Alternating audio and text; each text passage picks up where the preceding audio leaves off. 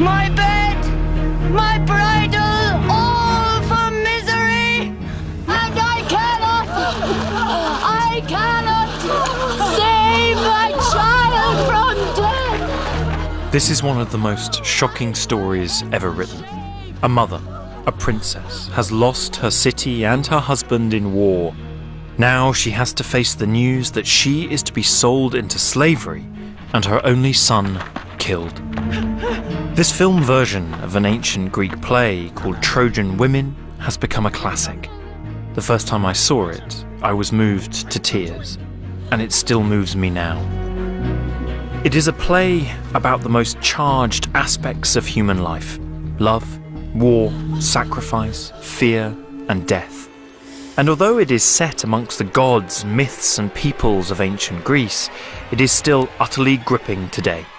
It is one of the main reasons I study classics. An Athenian called Euripides wrote this play a little under 2,500 years ago. Back then, he was often ridiculed as an angry young man, but over time, his plays have come to symbolize the incredible sophistication of ancient Greek civilization. That civilization has influenced almost every aspect of our lives. Not just drama, but politics, language, philosophy, art, and architecture. To understand ourselves, it turns out, we need to understand the ancient Greeks. And the best seat from which to do that, for my money, is in the theatre. This series is about how ancient drama changed our world. It's the story of dramatists like Aeschylus, Sophocles, and Euripides, who revolutionized storytelling through plays like Trojan Women, Antigone, Oedipus, and the Oresteia. It's the story of how the ancient Greeks gave birth to tragedy and comedy, and it's the story of how theatre spread throughout Greece and beyond, becoming a benchmark of civilization not just for the Greeks, but for the world then and now. In this episode, I want to journey to Athens to explore how drama first began. From the very start, it was about more than just entertainment. It was a reaction to real events, it was a driving force in history, and it was deeply connected to Athenian democracy. In fact, the story of theatre is the story of Athens, the cultural hub of ancient Greece, and the stage for one of the greatest shows on earth.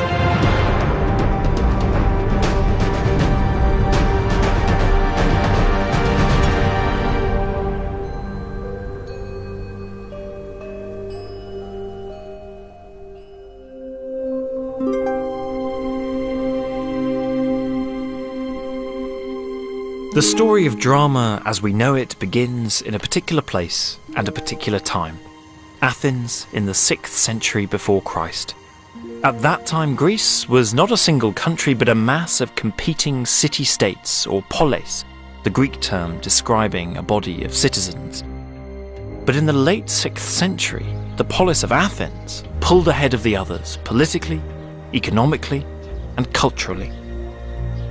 In the last part of the 6th century BC, Athens was the breeding ground for two extraordinary inventions.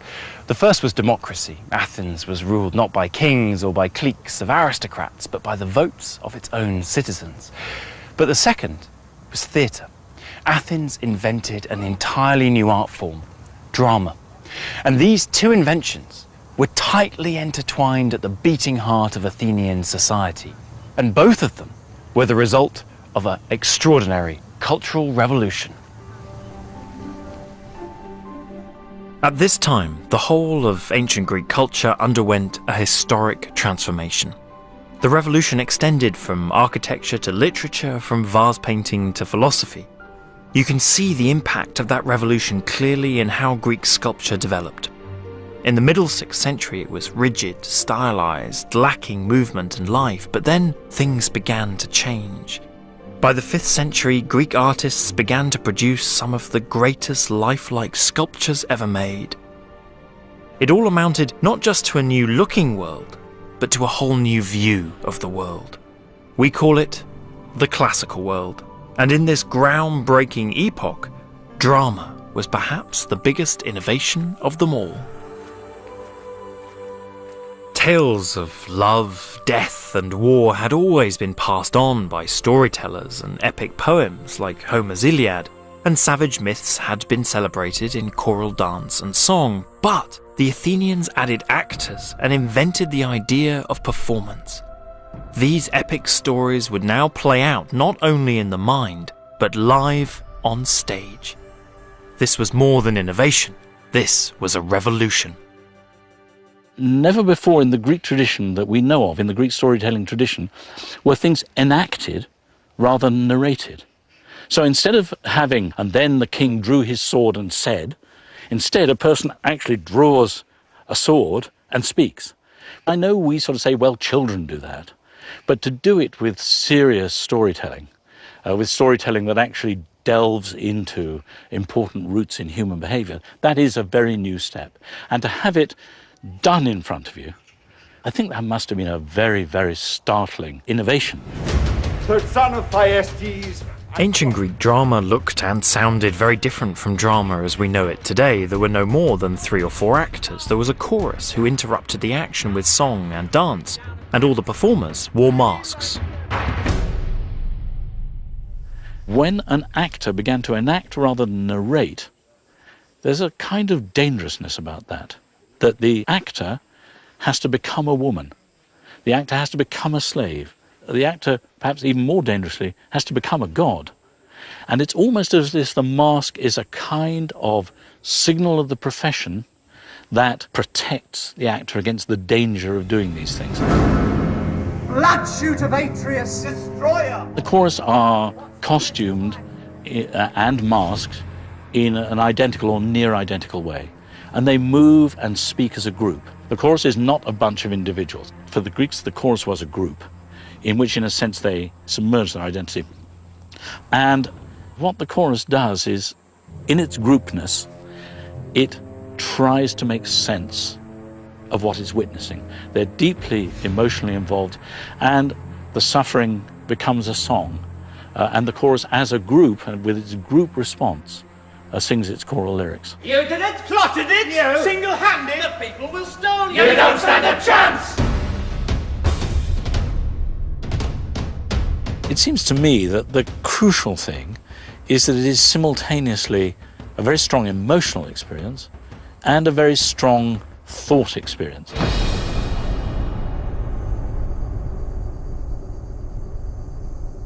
When the Greeks came to analyse their new art form, they discerned 3 different types of play, 2 of which we still have with us today, tragedy and comedy. But in many ways, modern tragedy has actually changed from how ancient tragedy worked. For us, tragedy is a play with a sad ending, but for the ancient Greeks, tragedy was a play in which the events offered the audience a tough decision. And because no real ancient tragedy ends conclusively, siding with one course of action or another, what it does is face the audience with a problem. What would they do if they were in the same situation? Take one of the most famous plays ever written, Oedipus the King by Sophocles. It tells the story of Oedipus, a man who was destined to kill his father and marry his mother. Although this outcome is predicted by an oracle, Oedipus himself makes a series of free choices that lead to its fulfillment, choices that would have posed serious questions for the audience. The play ends with Oedipus blinding himself in despair. The issues dealt with in tragedy were often so disturbing that the plays were nearly always set away from Athens in the land of myth, legend, or at the very least a faraway city.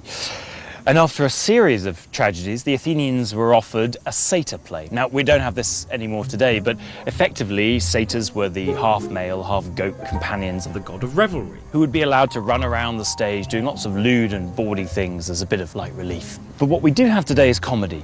And ancient comedy, just like tragedy, spoke directly to contemporary Athenians. Usually set in a topsy-turvy version of real life or in a realm of fantasy, they poked fun at contemporary Athens. The Birds is a play that mocks the Athenian obsession with litigation and politics.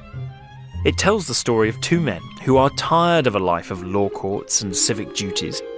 To escape, they turn themselves into birds and create a bird city in the sky called Cloud Cuckoo Land, where they reject all attempts to impose Athenian-style law and order.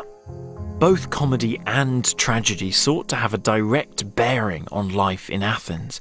And most fascinating of all is how they seamlessly blended together religion and myth with contemporary politics. This means that a play like the Oresteia by Aeschylus can start with a mythic tale from the Trojan Wars where Agamemnon is murdered by his wife and avenged by his son Orestes, but can end in a courtroom in democratic Athens with Orestes on trial for the murder of his mother. The Oresteia is one of the biggest hits in antiquity. It's also one of the very few trilogies that we've got. So what you have is 3 tragedies, and in this case, it's got a connected story. How does tragedy take this smorgasbord, if you like, and make it into a story? Well, it's not the same problem for the ancient Greeks as it might be for us. You know, there's not this idea of anachronism. Your mythical world with the gods, with the Trojan War, all of this that we've had in the first parts of the trilogy, can then end in that third part with a law court in Athens, which would have been familiar, of course, from 5th century contemporary Athens.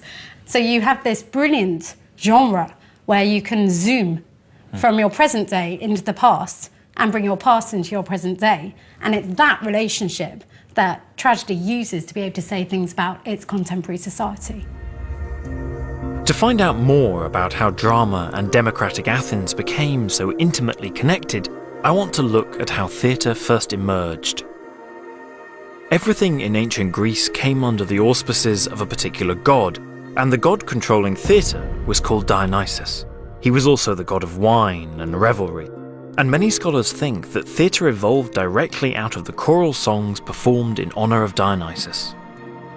But there's also something else going on here, something that is suggested by the ruins at a place called Thorikos, near Athens.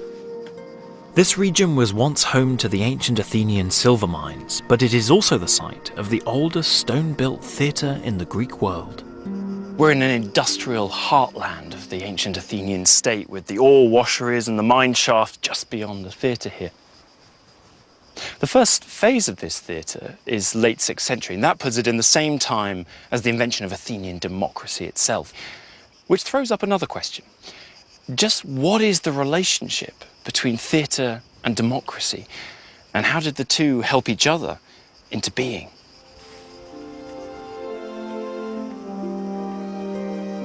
It's a question that has been debated by scholars for centuries. Were theatre and democracy connected from the very start? I actually buy into the story that tragic drama is a democratic invention. I have a particular take because I am one of those who think that Athenian tragic drama was deeply, strongly politicized. Not just it happened in a polis, but it happened in a polis of a particular sort and could not have happened before Athens became a polis of that particular sort, a democratic one. The theatrical side seems to coincide fairly closely with the political identity. Theatrical activities of some sort or another were one of the ways in which they expressed the fact that now they all belong together, this was the place to which they came and in which they acted. It's about, the local community feeling itself to be a local community. I'm on my way to visit one of the smaller Athenian communities to try and find some more proof about the connection between drama and politics. I want to see what the archaeology itself has to say. Now, neither for theatre nor democracy was it any kind of immaculate conception, nor were either born into the fully developed form that we recognise them today. Both developed arm in arm over time. And all around us as we drive in Attica, we can see the building blocks, the basis of the Athenian democratic system. People tend to think of Athenians as city dwellers, but much of the population actually lived in village communities called demes. There were 139 demes making up the Athenian democracy, and each deme governed itself. The deme I'm looking for is one of the remotest. It's called Rhamnous. The people who lived here were mostly farmers, but all the male citizens voted for the council and on local regulations and on bylaws. And right at the heart of the community are the remains of what was once a theatre. This is what I've come looking for on this very hot afternoon. An inscription that shows us democracy at its most local level in operation. Dionysoi to Dionysus, hupo tis boules, from the boule, the local council controlling this deme here in Attica.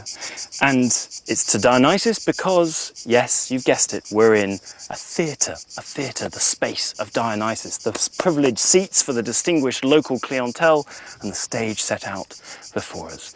Religion, politics, theatre, at democracy's most local level. These theatres really were far more than just places of entertainment. They were places where the whole deme would gather together. No one's going to bother to build a theatre just for a couple of days of drama a year. But the theatres here, at the lowest, most basic level of the Athenian democracy, seem to also have been used as multi-purpose civic spaces, giving them all year round potential, not just for drama, but also for democracy and democratic action itself. And that is what the archaeology is really beginning to uncover. Not only the demes, but the deme theatres spreading across all of Attica. The use of theatres for democratic activity seems to have been the case not just in the demes, but in the city of Athens itself. Every year the democratic authorities spent a fortune on the Great Dionysia Festival, a drama competition that took place in the Theatre of Dionysus in honour of the god of theatre. It's through understanding the different stages of this festival that we can get closer to understanding what ancient Athenians experienced when they watched and created drama. The festival began with a procession, a rowdy affair with feasting, drinking and a great crowd of people parading through the streets with a statue of the god and a small herd of sacrificial animals. When it reached the altar of the 12 Olympian gods in the marketplace, the first thing that happened was a holy dance. The cult of Dionysus is very much psychological thing. Wine was of course very important for Dionysus, everybody knows that. But the thing was that by drinking wine, you were getting closer to the god. And the more wine you drink, the more you step out of yourself and get closer to the god. And that is also what happens when you're dancing. You're getting outside yourself, so to say. But also by, for example, wearing a mask. The ancient people thought that when you're wearing a mask, you really become someone else. And the Greek word is... It's ecstasy. So ek, out, stasis, of oneself, of one's stance. Yes. And that's our ecstasy. It is the ecstasy, yeah, as we know it. The ecstasy of the god. Yeah. The procession then surged through the streets along a route lined with tripods, monuments put up by the proud sponsors of the winning plays. Often politicians, they spent fortunes funding dramatic productions and marked their victories with monuments like this one, put up by a winner from the 4th century BC. So the drama festival was more than an opportunity for staging plays. It was a chance for the leading figures of Athens to stage their generosity and their success to the whole city. Finally, having wound its way right around the Acropolis, the procession emerged noisily into the precinct of Dionysus. By now, the participants were becoming a single entity. It was a religious but also a political incident, actually. The whole city, so to say, steps towards the god, so in order to worship the god. And they show not only their piety, but also that they belong together. So it's an extraordinary idea, isn't it? That when they take their seats in the theatre, it's no longer, we would say in English, it's no longer Joe Bloggs and somebody, it's no longer the farmer and the individuals, it is a collective of people with a new identity, which is that of worshippers of the god Dionysus. Yes, correct. It's a bit different to going to the theatre today, right? It is indeed. All of this put the audience into a receptive state for the drama competition that was to follow. But first, as they took their seats in the theatre, there was one more important set of rituals to come. The audience were seated here, perhaps in the same groupings as when they went to war. The citizens of Athens who were acting on the stage were acting in the same groups as when they went to war. And in the front seats of the theatre were the reserved seats for the priests of the city and for the important civic officials. And then before the plays began, there were a series of events. First, a libation, an offering to the gods, were poured in the centre of the stage by the generals, the military generals of the city. Then, a parade of tribute of all the money paid by the cities and states of the Athenian Empire to Athens was literally taken across the stage, paraded in front of an audience that contained members from those same cities and states who'd had to pay all that money. Then a list of all those who had benefited the city in some way was read out. And finally, onto the stage were brought the orphans, those whose parents had died fighting for the city in battle, and whom the city would now take on the expenses of bringing up and educating. They came on, dressed themselves in the armour of war, and took their seats, their special seats, here in the theatre. Only then did the plays begin. From dawn until dusk for 5 days, the citizen audience watched 3 playwrights, each put on 3 tragedies, as well as a farcical satyr play and some comedies. At their heart were issues of justice and loyalty, war and peace, vengeance and compassion, which sent powerful messages to the citizen audience. In the centuries of Athens' greatness, over 1,000 plays were written for the Dionysia. But today, just 32 of them survive in full. And those 32 have survived in part because they were considered to be the greatest. And they were all written by just 3 people: Aeschylus, Sophocles, Euripides, the great tragedians of the 5th century BC. Aeschylus was the first. He was the author of the Oresteia, the only whole trilogy to have survived. Sophocles wrote 2 of the most enduring plays, Oedipus the King and Antigone, which tells the tragic story of Oedipus's daughter, who is sentenced to death for breaking the law and burying her rebel brother. But of all the playwrights, Euripides is now considered in many ways to have been the best. He wrote the play Medea, with its shocking tale of a woman betrayed by her husband who takes revenge by killing her own children.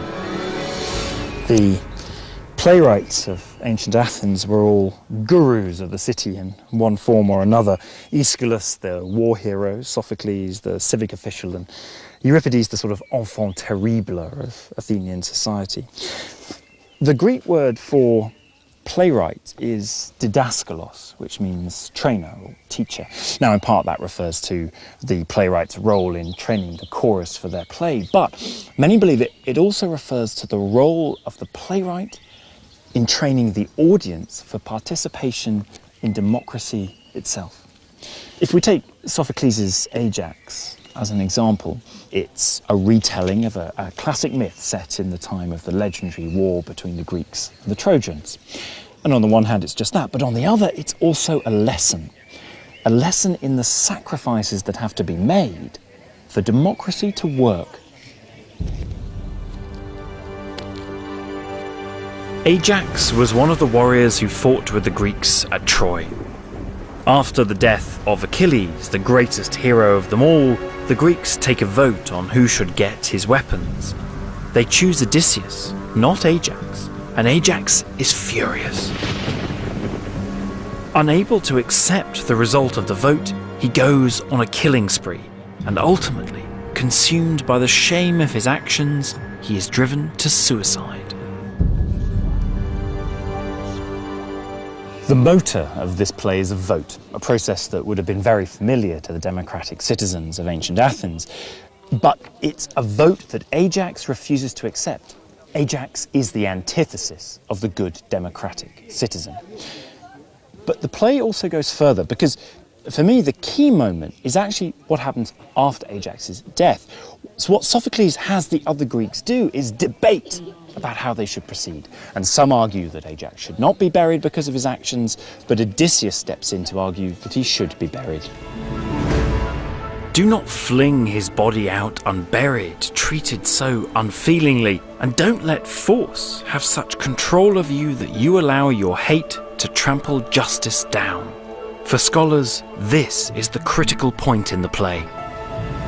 There's a real danger in Ajax that because you've got these two extraordinary episodes that are bloody and shocking, you think the play is about those two episodes that are bloody and shocking.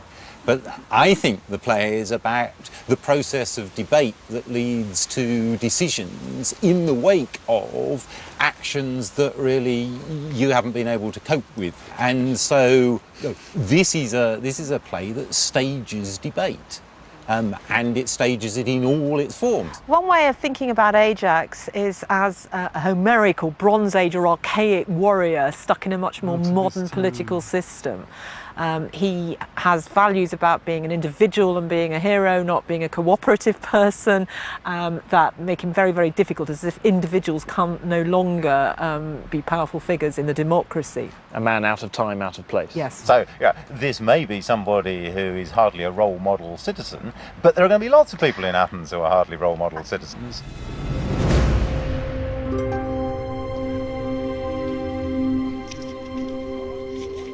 Athens, no doubt, would have had its own fair share of big heads and glory seekers, people who just wouldn't work within the democracy.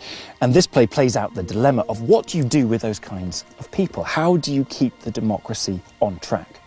And that, for me, is why Odysseus' intervention is so crucial, because he shows that you need to have empathy with these people and you need to let justice run its course. Odysseus offers a way for the community to come back together, make a joint decision, and move forward. And that's why this play is such a great example of what theatre did in ancient Athenian society. It told a story, it posed problems, it asked questions of the audience about what would you do in this kind of situation, a situation which they would undoubtedly have to face up to at some point in their lives. Theatre was vital to the processes that played out here on the Pnyx, home of the Athenian assembly. It was the oil that allowed democracy to function, a contained space which allowed for a continual process of risky reflection, self-doubt, and debate. It's no accident that the most important words in any Greek tragedy are tidrasso, what shall I do? Theatre and democracy had grown up together and were now inextricably linked in Athenian minds. And every year, for almost the next 2 centuries, the Athenians came to the theatre to rework the old myths into tragic dramas that spoke to the problems that had beset and were fundamental to one of the most important and interesting stories in history, the rise and fall of Athens. And at the same time, those very same people were here in the assembly making the decisions that affected those events. It's therefore no surprise that a common subject matter in Athenian drama was a problem that constantly dogged the Athenian assembly: war. And one war in particular fired the imagination of the playwright Aeschylus, who lived through the real-life drama and was inspired to write what is now the first ancient Greek play to survive in full. In 490 BC, less than 20 years after the democracy was established, Athens was attacked by the greatest power on earth, the Persian Empire.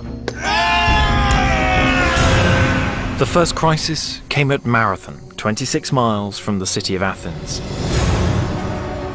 A Persian fleet arrived with an enormous army. Although outnumbered, the Athenians attacked, and against all the odds, they triumphed. The Athenian dead were commemorated by a memorial barrow near the battlefield, which is impressive even today. But 10 years later, the Persians were back with an army said to have been more than 1 million strong. As it bore down on Athens, the assembly passed a heroic decree at the urging of a leading general called Themistocles. Amazingly, a later copy of the decree actually survives in an Athens museum. This is one of the most evocative inscriptions surviving to us today. It's a decree of the people of Athens.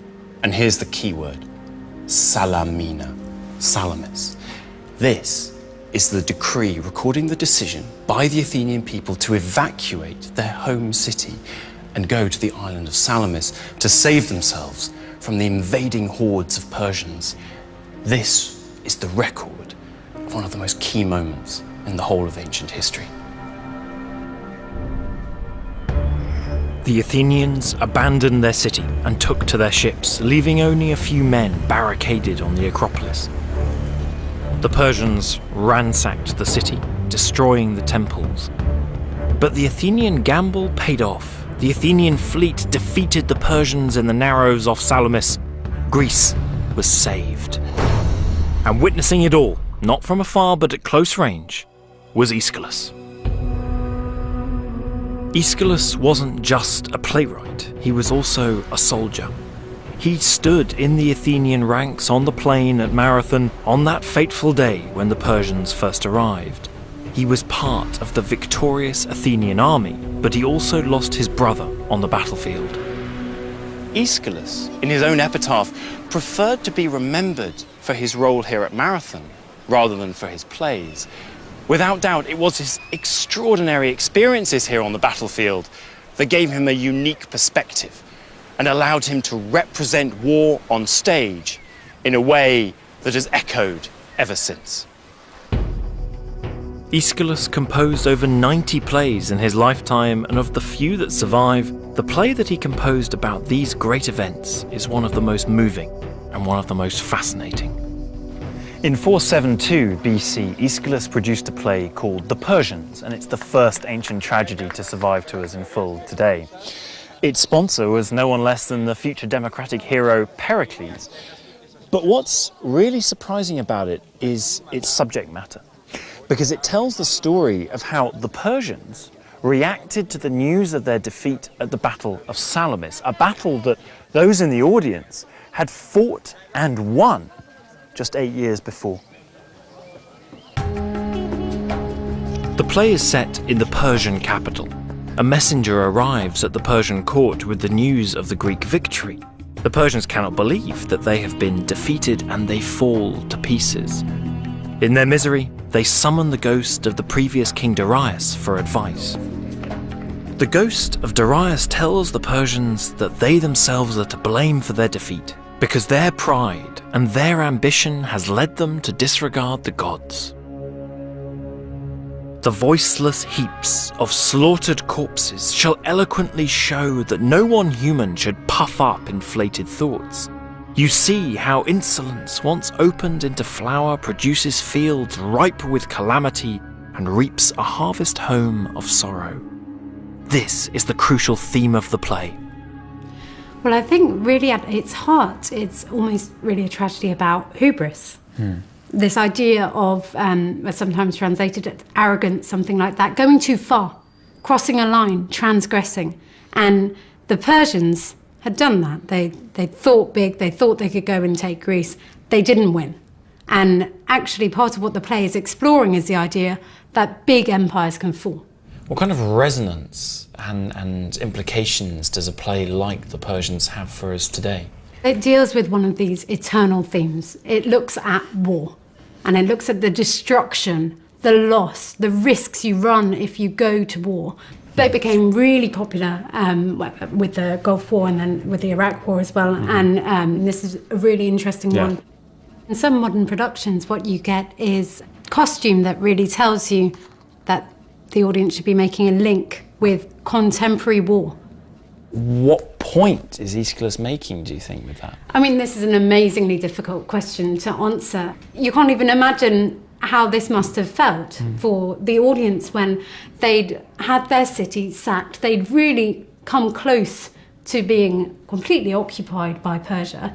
This play is, you know, on one level really celebratory. Yeah. But you have to imagine it operating on another level as well, because there are incredibly moving speeches in this. The language isn't just victorious, if you like. I think it tells us a lot about what tragedy is doing. It is complex. And it doesn't make it easy on the audience, and it's really asking the society to reflect.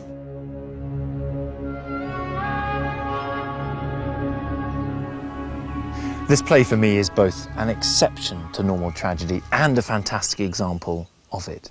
It's an exception because, unlike most that focus on mythical stories, this focuses on real and recent history.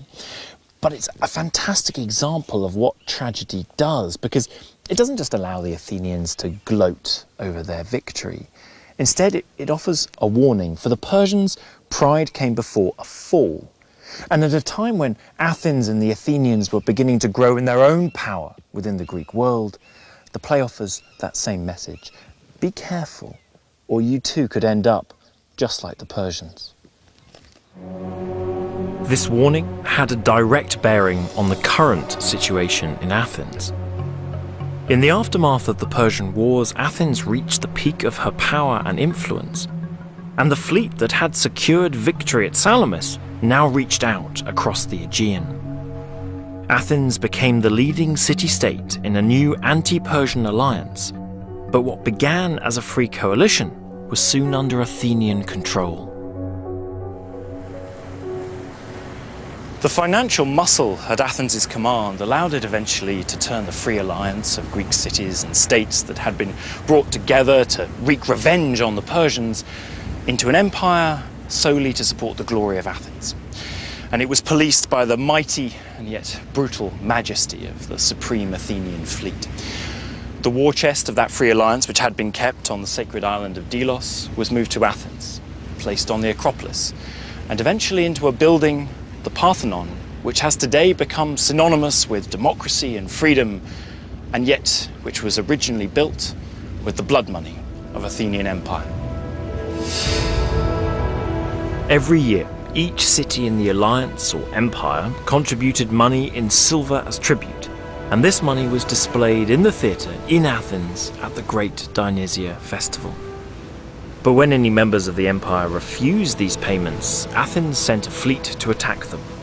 Having an empire meant that the Athenian assembly was now making life or death decisions not just about themselves, but about cities and peoples far away who had no real say in the matter.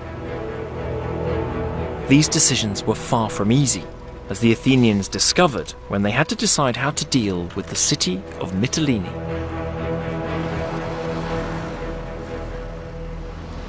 In 428 BC, the city of Mytilene rebelled against the Athenian Empire. The Athenian assembly met to decide how to respond. The hardliners wanted to execute every man and enslave every woman in the city, the moderates just to execute the ringleaders. And on the first day of debate, the Athenian assembly sided with the hardliners. They even dispatched a trireme to Mytilene to carry out those orders. And yet when they met on the second day, the Athenian assembly started to doubt its own decision. And indeed, they went on to reverse it, sending a second trireme, which got there just in time. Now, these events not only brought great relief to the Mytileneans, but it also brought home to the Athenians the critical importance of thinking through properly their decisions before taking action. Dealing with life and death decisions like this had always lain at the heart of Athenian drama, and authors like the prize-winning Sophocles forced the audience to experience vicariously the consequences of sloppy thinking. In 442 BC, Sophocles won yet another victory at the city Dionysia with his play Antigone. Now, Sophocles was a man intensely involved with the affairs of the Athenian state. He had been a general, and he would go on to become one of its closest advisors during its darkest hours in future years. And his play Antigone deals with exactly this kind of thing: how to debate and argue through the difficult and yet critical issues that face a city, and what can happen when it all goes terribly wrong. The play tells the sad story of Oedipus's daughter, Princess Antigone. When Antigone buries the body of her rebel brother, she is following the law of the gods. But the city's law and her uncle King Creon have forbidden it. Creon is furious and condemns her to death. Creon's son, Haemon, who is in love with Antigone, urges his father to reconsider. He argues that a city is not a city if it is the holding of one man. But Creon is stubborn and uncompromising. He refuses to listen and refuses to back down. The play ends with Antigone and Haemon both committing suicide, and with Creon facing the displeasure of his people and of the gods. Creon has to face the fact that his actions and his alone have caused this disaster. All of Greek tragedy stages dilemmas that cities under leaders have, where they're faced with either very bad luck or very bad management, or both. Now, at one end of that spectrum, you've got Oedipus, who has very, very, very bad luck, right? He's doomed before he's even born. How do you react to that? How do you conduct yourself in a situation with very bad luck? Right at the other end is the story of Oedipus's daughter, Antigone, faced with the most incompetent leader in all of Greek literature, and that is saying something. Creon simply cannot put a foot right. So Sophocles is asking people to think about what a good leader might be through showing them the worst possible leader, and the Athenians loved that so much that antiquity said they made him general in response. Yeah. Creon's getting a pretty bad stick from Edith. But there's a real sense in which the issue at the centre of the play is an issue that arises even in Athenian law. In Athenian law, if someone is a traitor, they are not to be buried. Right? You have to take them beyond the borders and you can then bury them outside.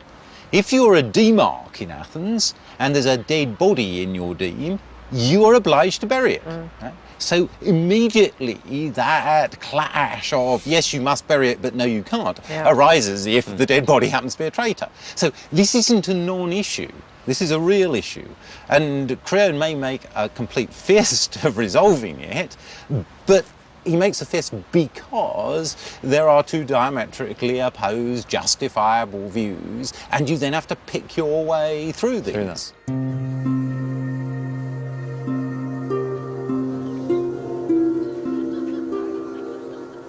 Due to his dogged determination for others to do exactly what he wants, his inability to listen, to compromise, Creon ends up paying the ultimate price, the loss of his family and his authority.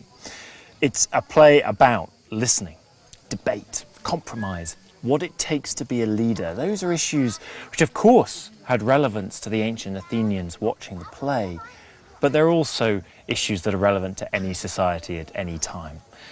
That's what makes Antigone so timeless. It's got universal appeal because it's about someone fighting against a system, and a system that's wrong. I mean, that's how it gets picked up now, and that's what really appeals to modern audiences, I think, about it. A play like Antigone, what kind of resonance does that have for us today?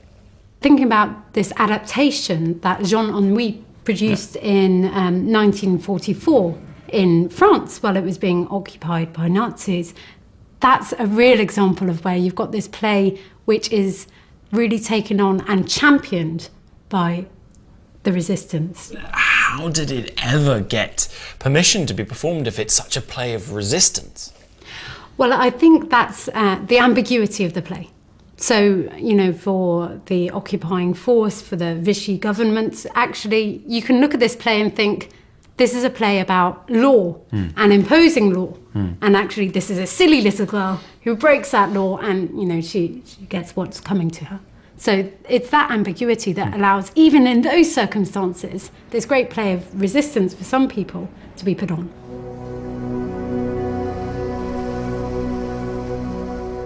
Tragedy was an effective way of engaging with the issues that beset the democracy. But it was not the only way. There was also comedy. Comedy was irreverent, rude and bawdy. And it was also personal, targeting real individuals. And just like today, ordinary Athenians in the marketplace were deeply suspicious of their elected political leaders. Some people, it seems, were just naturally born to successfully navigate the slippery waters of Athenian politics. And one of those guys was a man called Cleon. Now, Cleon was what we'd call today an opportunistic politician. He would be with the aristocrats, or he would be spurring on the lowest of the low of the Athenian citizenry. And the ancient commentators are fairly hard on Cleon, and today we'd probably be a bit more balanced, but without a shadow of a doubt, he would do whatever it took to get whatever he wanted. Naturally, he had his enemies. They accused him of being greedy, not just for power, but for fresh-caught tuna, seen back then as a luxury desired by the rich and anti-democratic. How could the democracy keep people like this in check while not killing off their energy and enthusiasm that at the end of the day benefited the city? Well, one of the ways they did it was in the theatre, by taking the piss out of them, right in their very face.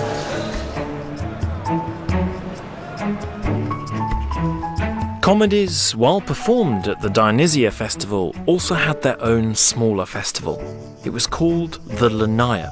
It took place early in January, long before the season for sailing started, so there were no foreigners present. This meant that comic writers could really let rip without letting the city down. What you have is really lively plays, very outrageous plays actually sometimes, but they are politically involved. The settings can be, amazing in the real sense, incredible. You have comedies that go to the underworld, they go to hell, and that's where you get these animal choruses like frogs. This is a frog that was used in the King's College Greek play. Animal choruses are quite common in comedy. You've got, for example, the chorus here. These guys performing and the songs that they get to sing. This is a great source of comedy. What kind of level of biting satire are we talking about here in ancient comedy? It's extremely personal. There's insults really of quite an infantile nature. You have plays which actually put politicians as one of the characters, very thinly disguised, but they'll be the leading politicians of the day. Their policies will be clear. The way they speak might be parodied. Even the mask can reflect characters from Athenian society. This was the sort of thing that lay in store for ambitious politicians like Cleon. And the man who was the real expert at this was a comic playwright called Aristophanes. And for Aristophanes and Cleon, it was a grudge match. They even came from the same village. In 425 BC, Aristophanes wrote a play called The Knights. It portrays Cleon as a cunning servant working for an old man called Demos. Demos represents the people, and as his crafty servant, Cleon misuses his position for the purposes of extortion and corruption. Yet in the end, it is Demos who has the last laugh. Cleon's corrupt ways are exposed. He loses his position, and he is reduced to selling sausages outside the Athens city gates. Aristophanes didn't pull any punches. This play brings Cleon right back down to earth. And of course, the politicians about whom the jokes were being made were right here, visible to all in the audience. So it's like having one of our shows, The Daily Show in the States, or Have I Got News for You here, being played out in an important civic space, the Capitol or the House of Commons, with the people they're taking the piss out of sitting right here in the audience, having to take it in front of everyone. The Greeks even had a word for this. They called these people the komedoumenoi, those made fun of in comedy. And this isn't just some sort of sideshow. This, many ancient commentators saw as the hallmark of ancient Athenian democracy and of freedom and free speech. The laughter didn't stop Cleon's career. Despite his slippery reputation, he was elected again and again. But the effect of comedy was more subtle than that. What it did do was police the boundaries of behaviour, skewer pretensions, and remind those in positions of power of their responsibilities and of the limits of their ambitions. It's a kind of satire that we can still see at work in our own democracy today. By the time of Cleon, this experiment in Athenian democracy was heading towards its centenary. And in that time, it had seen it all, from fighting for survival to cultural supremacy to empire to wealth. And it was still at war, not now with Persia, but with Greece's greatest fighting force, the Spartans. And desperate times call for desperate measures. The war between Sparta and Athens started in 431 BC and lasted for decades. It was a fight to the death. Sparta ruled by land, Athens ruled at sea. But there was one island that had never submitted to Athenian domination and tried instead to remain neutral: the small island of Milos. In 416 BC, the Athenian democrats had had enough. It was time for the Melians to submit. So the Athenians sent their fleet to enforce their demands. Now, according to Thucydides, the contemporary Athenian historian, the Athenians sent in not just their fleet, but also some diplomats to put the case. The case was very simple. It was this: join us or die. But what happened next, according to Thucydides, was an extraordinary debate between the two sides. These envoys the Melians did not bring before the popular assembly, but bade them tell in the presence of the magistrates and the few what they had come for.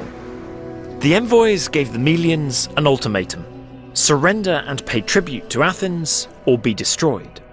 The Melians argued that they were a neutral city, not an enemy, and that it would be shameful and cowardly to submit without a fight. But the Athenians were unmoved. They countered that if they didn't extract surrender from Milos, the empire would look weak. They argued that the strong have the right to exert their authority. This is a classic example of what we call in Greek an agon, a debate. And you could have seen it in the philosophical lecture hall, or in the political assembly, or in the law courts, or indeed on the stage in the theatre. And it's summed up rather well, actually, by an enthusiastic student who seems to have had this copy before me and who has written rather pithily in the margin, "Might is right." And that was the Athenian argument. The strong do as they can, the weak suffer what they must. And that's exactly what happened. The Athenians invaded the island of Milos, they executed all the men, they enslaved all the women and the children, and they established an Athenian colony there.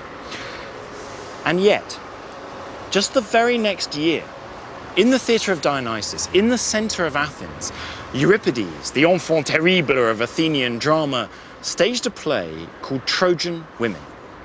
Its subject matter was what happened to the women at Troy after the Greeks had besieged, invaded, destroyed the city. So the Athenians sat down to watch a play which laid before them on the stage the tragic reality of what they had done just the year before to the island of Milos. The play is set in the aftermath of the legendary siege of Troy. The city has fallen, all the Trojan men are dead, and the surviving Trojan women who make up the chorus in the play are to be sold into slavery. But for Princess Andromache, there's worse. Her son is to be taken from her and slaughtered. When she argues, the messenger tells her to be brave. Might is right.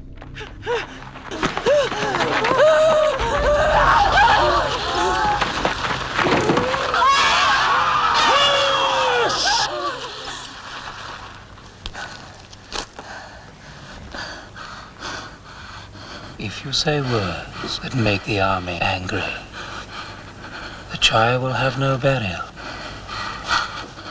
and without pity. So bear your fate as best you can. Then you need not leave him dead, without a grave. And you will find the Greeks more kind. Trojan women may well have spoken to Athenian actions on Milos, but Euripides was also crucially sending abroad a message about the disillusionment that was taking hold in Greece after years of relentless savage war, and the terrible impact that such conflict has on all members of society. Why should we think that what the Athenians did to the Melians would have generated such terrific outrage when the Spartans had done something very similar to the people of Hysiae just a few years earlier? Exactly. I mean, that's purely historically. On the other hand, the coincidence of date means, it seems to me, that as Euripides is writing this, what is the big campaign that the Athenians are involved in that is going to involve women as slaves means of war, well, it is there is no other campaign going on as Euripides is writing it in the winter of 416-5. But he could have thought it at any time. That's the thing. By 416, 415, I think Euripides really has seen that war as a way of life brings nothing but misery to both victors and vanquished. And from that point of view, if you focus on Milos, you actually miss that point. Right? Exactly. The more you think this is just a sort of, oh, there's been a terrible atrocity. Yes, right? exactly. Yes. The more you miss that this is about the fact that war is irrational and terrible. And Euripides is presenting a very a view of all the Greeks as having barbarized themselves during the course of the Peloponnesian War. Euripides was not the only one to despair at the state of affairs in Greece or criticise Athenian behaviour. Many in Greece now felt that Athens was guilty of hubris, of overreaching pride. And anyone who had ever seen a Greek tragedy would have been aware of what could happen next. Here at Rhamnous in the 6th century, the people had built a temple to the Greek goddess responsible for punishing those guilty of hubris. She was called Nemesis, a name that comes from the Greek verb nemo, meaning to give what is due. Now, after the Melian atrocity, it seemed like Athenian ambition and pride was beginning to overreach itself. They not only had enemies abroad, they had an increasing number of enemies in Greece, and indeed an increasing number of enemies at home as well, who were beginning to think of democracy as perhaps the immoral inversion of the righteous order. The question was, as the glorious golden age of the 5th century drew to a close, how would theatre and democracy, which had so spectacularly grown up together, survive in a much harsher and more difficult world?